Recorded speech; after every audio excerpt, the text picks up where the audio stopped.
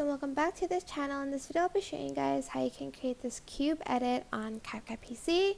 So select some photos. I'm just going to select these two and I'm going to extend them to be around like a second each, maybe like 2 seconds. I don't know, it's totally up to you honestly. There you go. And on this I'm just going to put it at the 1:1 ratio here. And then after that I will go to animation.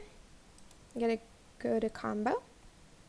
And I'm going to add in the train animation to it. Hold on, why is there like a gap there? There we go. I'm just going to zoom it in a little bit. And on the second one, I'm going to select train 4. Or was it train 4 and then train 2? Hold on, let me just check real quick.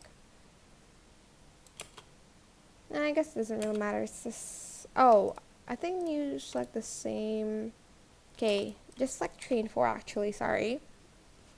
And then select both, right click, create compound clip, and I'm just going to make it smaller. Go to animation again, go to combo, and then select the cube.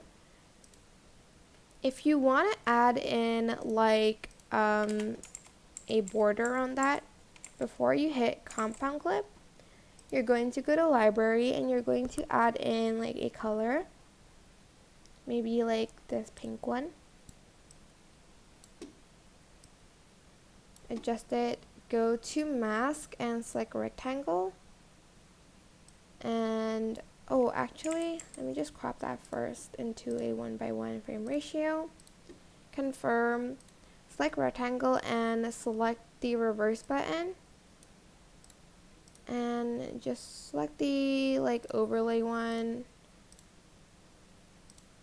or screen or something. I'm just going to select the overlay one because I don't want the frame to be super out there.